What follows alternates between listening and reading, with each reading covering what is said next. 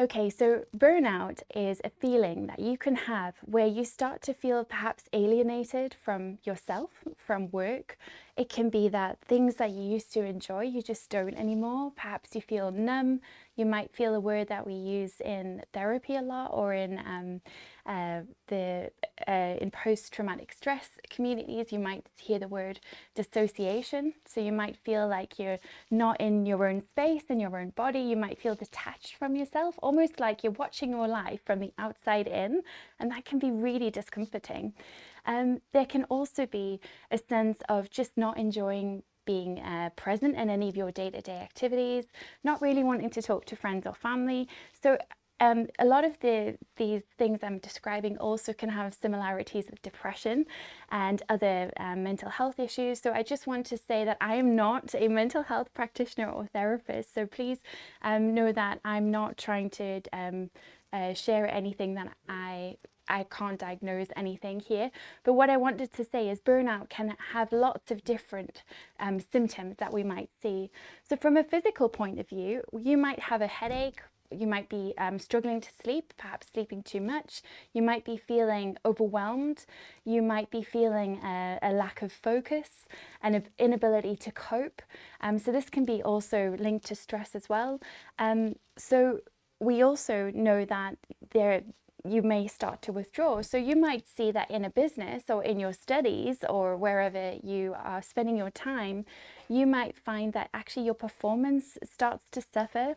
And this can be a problem for both yourself, but also for your workplace.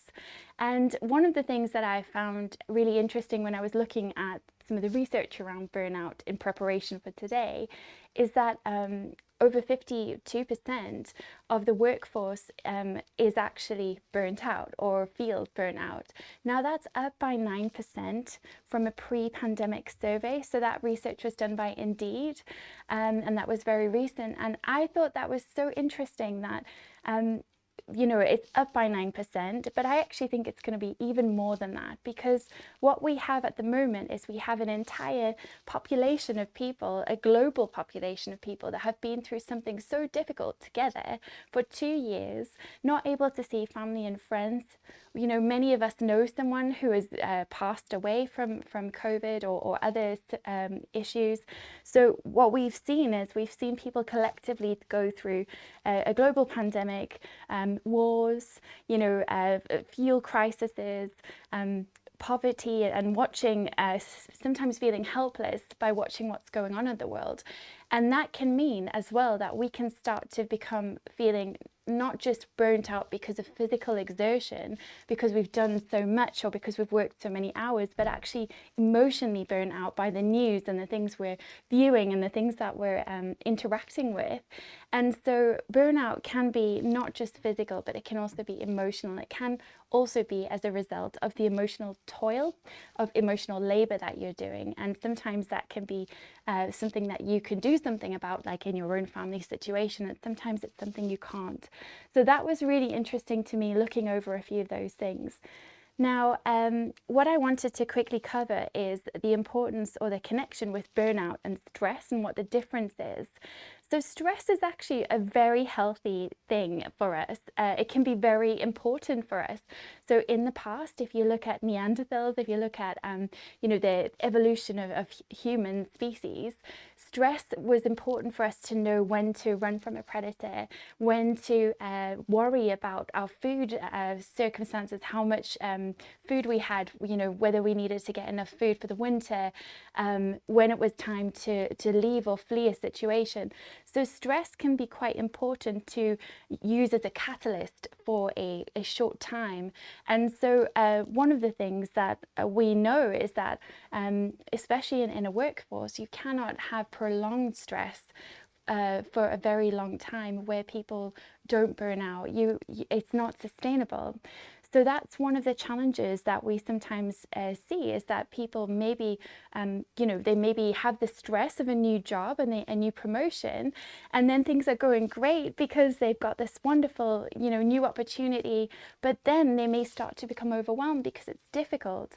And along that side as well, we also have the change curve, which you'll hear about in a lot of MBA modules around the importance of organizational psychology and how people and workforces are motivated.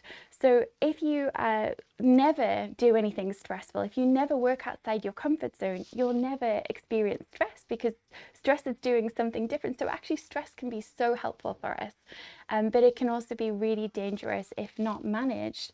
And just a point that I wanted to say on that as well is there is a professor at London Business School that I found, he has a really interesting perspective on burnout.